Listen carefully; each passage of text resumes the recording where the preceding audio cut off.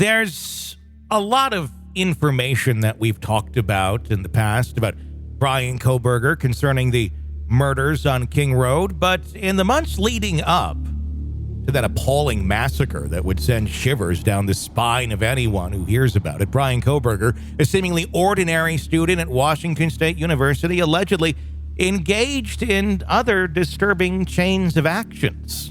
As detailed in a recent report, this chronicle of events is not for the faint of heart. We'll go through it, and then Stacy and myself will discuss what we now have learned more about Bryan Kohberger. Our story begins with Bryan Kohberger allegedly engaging in a pernicious fixation on a female classmate. This fixation would soon escalate to outright stalking, a series of actions that, unbeknownst to her, would lay the foundation for a chilling ruse that would give his unprecedented access into her life. The ruse involved Kohberger cunningly installing surveillance cameras in the woman's home in a story that almost seems too far-fetched to believe, yet unfortunately, it's real. A seemingly innocuous act, yet it afforded him the opportunity to remotely observe her living space at any given moment.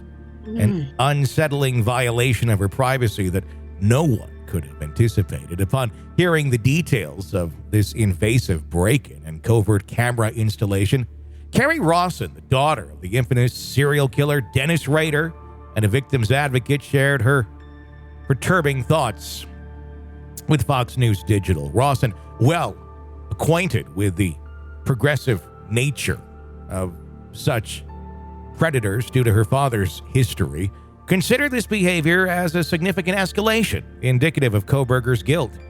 She voiced her thoughts on an NBC report that aired on Dateline, drawing attention to the disturbing parallels between her father's and Kohberger's actions.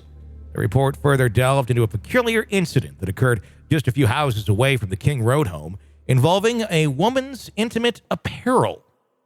The unsettling event took place just a few months before the infamous University of Idaho murders took place. The report most chillingly suggests that even Kohberger's own family members feared his potential involvement, a revelation that sent spine ripples of dread through their holiday gatherings.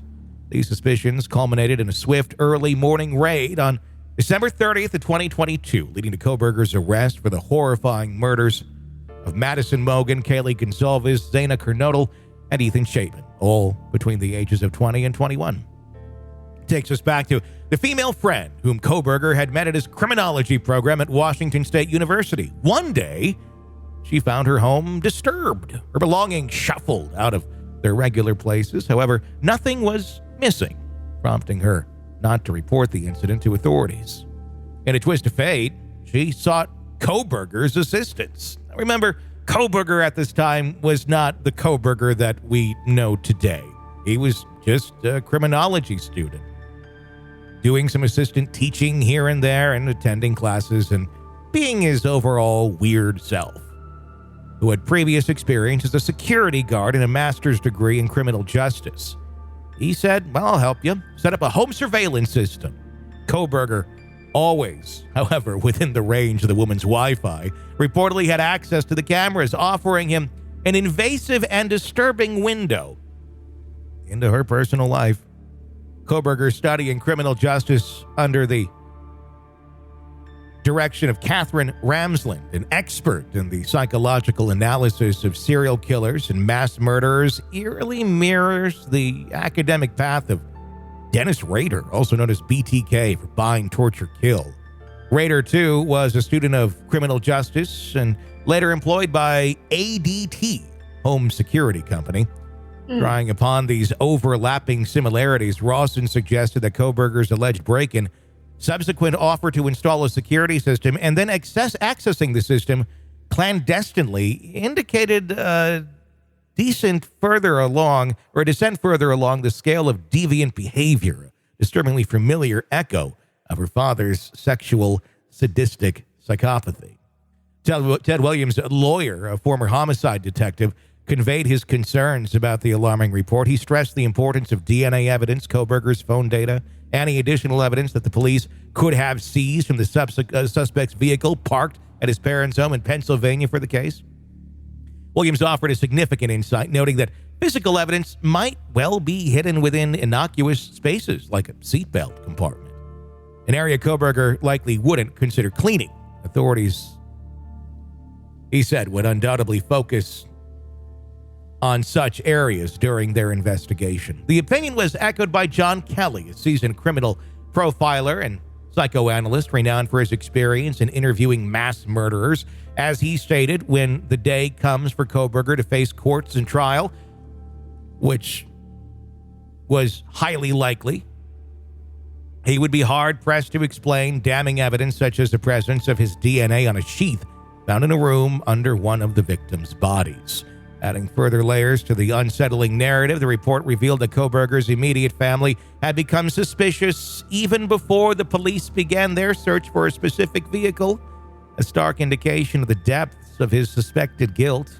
It was alleged that one of Kohberger's sisters found his behavior during his visit back home to Pennsylvania peculiar enough to link him to the white Elantra previously noted to be close to the November crime scene, making the connection that Kohberger was indeed the suspect.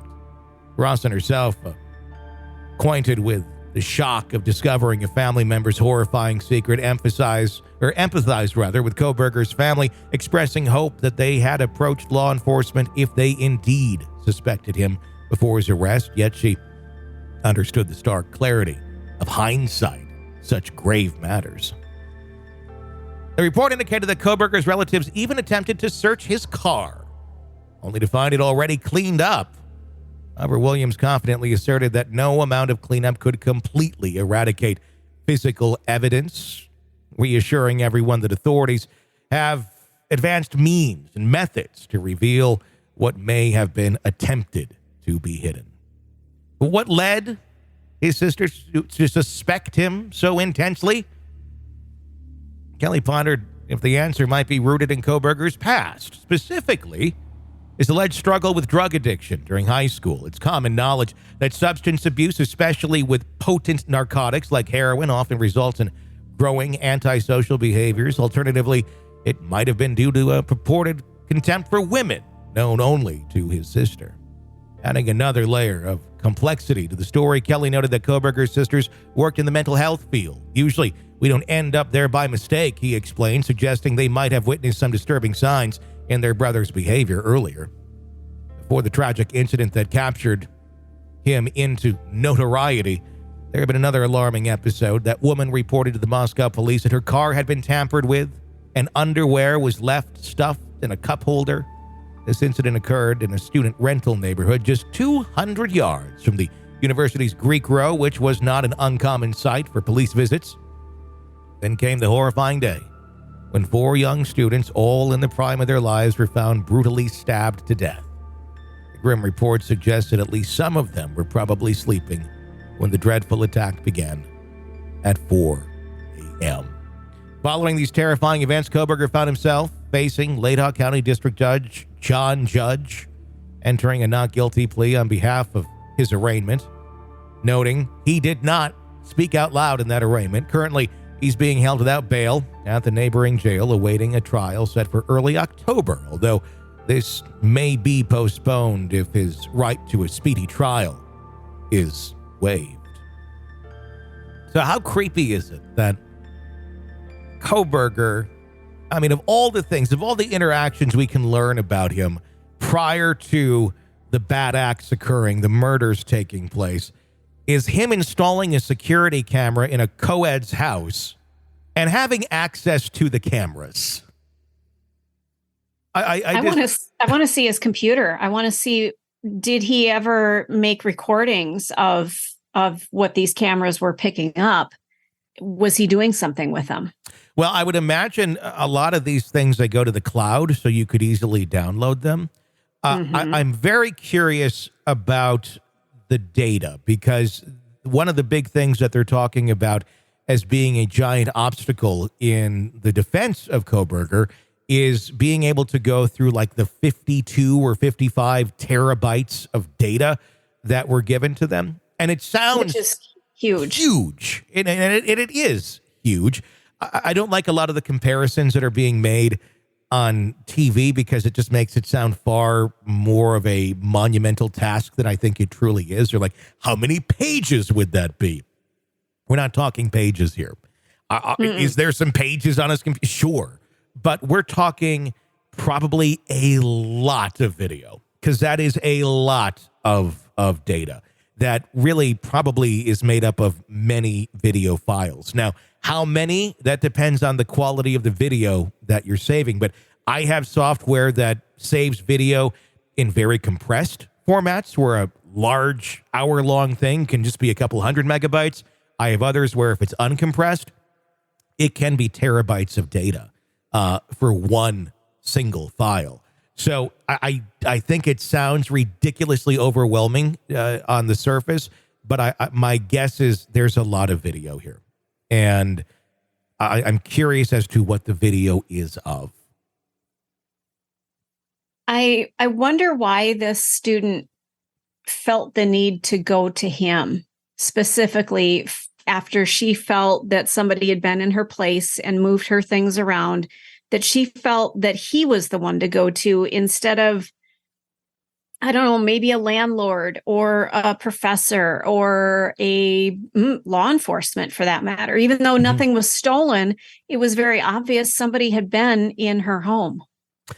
I don't know. I mean, the only thing I could say is, everybody's young and dumb at that age. And we all make bad choices. We all make probably more trusting choices than we should sometimes at that age. And if he's your neighbor, he seems pretty peaceful, really hasn't done a whole lot, and he knows about computers. Hey, could you help me? Because, maybe you don't want to talk to the landlord. Maybe you don't want to try and hire a security company because maybe you don't have the money to do any of those sort of things.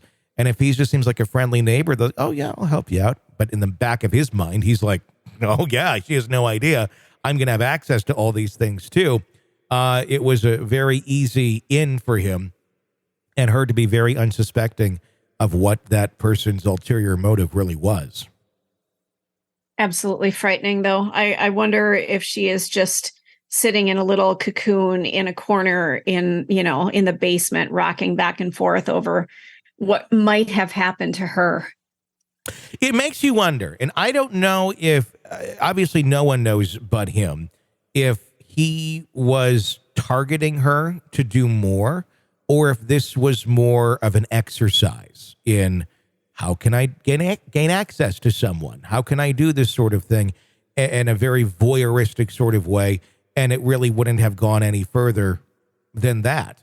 But the fact that he likely knew how to do this sort of thing, allegedly, I also wonder about other cameras in the area. I also wonder, what else does he have access to? I know there was a lot of speculation while he was applying to work as, it was beyond the security. I think he was trying to work with one of the police departments.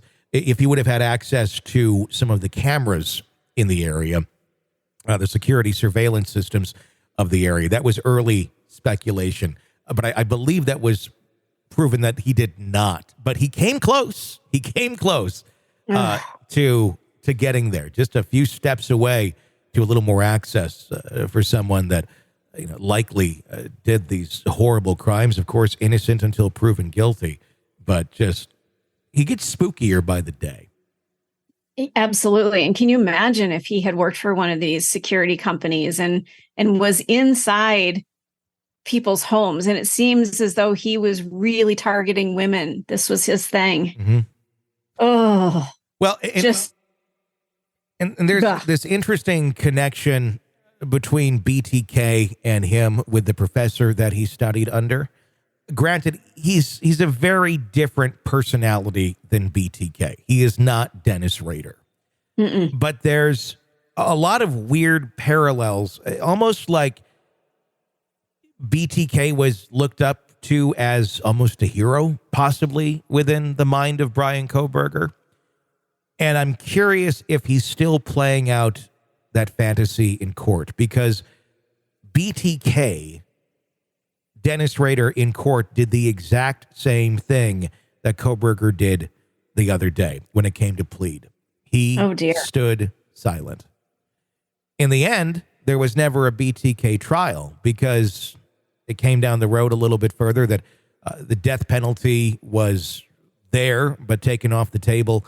And he then confessed to everything in court. You remember that horrific testimony where he went into the details of every single murder that he did in great detail in court with not a lot of remorse. I mean, it was more matter of fact, but that was a man who I don't think is capable of remorse or showing those feelings or having those feelings. And what you saw is what you got. And I do wonder if Kohberger is sort of like that, because there's an element to his demeanor that does remind me of BTK, of just very almost professional in court. Do you understand this? Yes, I do. Very much, I'm here. I know why I'm here. I know what they're accusing me of. And very methodical, very robotic, if you will. There's not a lot of emotion that we're seeing in anything. But Kohberger himself has said through his online writings that we've been covering forever here, how at a young age, about 15, he started to realize he wasn't feeling emotion. He wasn't understanding other people's emotions. He felt very disconnected and really did try and go on a journey of bringing that back. He recognized feeling it at a younger age, and then suddenly it just kind of changed. Why that changed? We don't really know. He doesn't really express anything in those writings about why it changed. Sometimes there's a traumatic event, some sort of trauma may cause that to change. And sometimes people just grow into that and they're missing that. And that is what it is. A lot of people live very happy, productive lives. They have to learn how to mimic others to kind of get by and emote, if you will, because others want to see emotion from other people. Otherwise, it's quite creepy.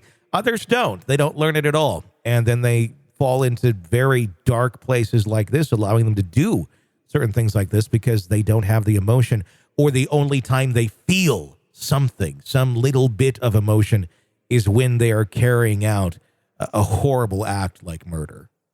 And that's something that we've heard with a lot of potential criminals, that they'll do these horrific things just to feel something because their everyday life is just, didn't he say he felt like a sack of meat? Yes. Or something. Yeah. That they don't feel emotion. They don't feel those waves of happiness that occur for some of us, and I don't even know if it's despair that they feel nothing. It's nothing. So, yeah. That's why a lot of people will start cutting themselves so they can feel something. Well, in that same analogy, he may have taken that way off the charts to a different level. That's a good analogy. Obviously when one is cutting oneself, they're cutting themselves. But yeah, a lot of people do that for that reason. But there's also people who will then act out in this horrible way and act against others to feel something as well. I'm just wondering, the more we watch this, if this is all part of the ride he signed up to be on and he knows what's going to happen next and he's fine with it. I do wonder if we're going to see a trial here, or if in the coming months, especially if death is put on the table. The state has 60 days to decide that now. If we're going to see them come back and say, okay, look, he's going to confess. He's going to say everything. If you can take this off the table, the death penalty. And I think maybe that's the playing card. That's my guess on this. I've talked to a lot of people. Many are saying it really doesn't make much sense as to why he did it. It could be used for a claim of some sort of mental incompetency, which I don't think there's any way he would get in Idaho, considering Lori Vallow Daybell was deemed competent. Bryan Kohberger is freaking competent compared to that. But I do suspect it has something to do with the death penalty and playing the card of how do you not get killed by the state now? Because if he goes to trial and he's found guilty, he's going to get the death penalty. It's not officially on the table yet, but I think that's what they're expecting. And if there's one way out of that, it would be simply, and that's not guaranteed out of that, the state can still have the death penalty no matter what you do. But if they make that agreement, maybe we'll see him confess. And ultimately, for the families, that's probably what they want more than anything else. Him confessing to the murders. It doesn't bring anybody back, but it also doesn't then continue to put them through legal hell for the rest of their lives. If he is in a capital case where he could get the death penalty, and then you have years and years and years and years and years of appeal, and he finally gets offed, when some of these parents are in their 80s, which is pretty much how death row works typically. Oh, absolutely. It's just an over and over situation where it's the appeal comes up, they get denied, it continues to go on. And you wait how many years before it's actually done, that they actually do put the person to death. Yeah. I mean, one would almost argue, it's like, if you're going to do the death penalty, it's like, okay, death penalty. Okay, well, sir, we have a chair for you right over here. It's called the electric chair, and you just sit down and we're done. And like we do it in court before it's adjourned. Yeah. Well, as long as you've got the right person. Yeah. That's the one part. Exactly. And it is interesting because what I find interesting, honestly, specifically about the death penalty in the state of Idaho is the fact that they've had so many screw ups where the cocktail of chemicals that they put into people didn't work right. And now it's to the point of saying, well, if we can't get our hands on the right chemicals, then we can do a firing squad. And I'm cool with either, quite honestly. It doesn't make a difference to me. I actually think the firing squad's probably a little more humane than the chemical way of doing things. But how is it that it's so difficult to come up with a secure way of getting the correct chemicals to kill someone? It seems people are able to do this every single day in their medicine cabinet. Why is it so difficult for the state to come up with a cocktail that's going to kill somebody? Well, and I come from the veterinary field, and euthanasias, they don't typically go wrong. The drugs that they use work successfully. So I know that they would be toxic for humans because in the veterinary world, you have to be extremely careful with that medication. You don't want to get a needle stick after you've euthanized a pet. You don't want that in your system for those exact reasons that they will do harm. So the fact that we can find this medication to give to animals to put them to sleep, why is it so hard for us to find it for humans? What I understand, there's like only one company that was producing it. I don't know. It's probably some sort of weird bureaucratic answer, to be completely honest, at the end of the day, because I mean, we have access to these sort of things. Why is this such a weird sticking point? That one just doesn't make any true sense to me. And the answer is always just like, well, just because that's how it is. No. Yeah, it sounds like a petulant parent. Yeah. What bothers me about the firing squad is what kind of trauma are you doing to the people who are pulling the trigger? Well, I agree with that to a certain extent, but I would almost guess that you sit there and you talk to any of those people who are involved in that, and they're probably not that traumatized. No, it's probably true. I mean, if you volunteered to be that person, you've put some thought into it, I would think. And it's usually like a 1 in 5. Like one has a bullet, the others are all blanks, and nobody truly knows at the end of the day what it was. I believe it's a shot to the heart is what they do. That would be one thing I'd be like, hit the head. That's more humane. I mean, you're not going to get an open casket anymore, but maybe you forfeited that when you killed somebody. But that's true. But I think that would be a quicker way out. I mean, if you get hit in the heart, you're going to be there for a couple minutes. Hopefully you won't know.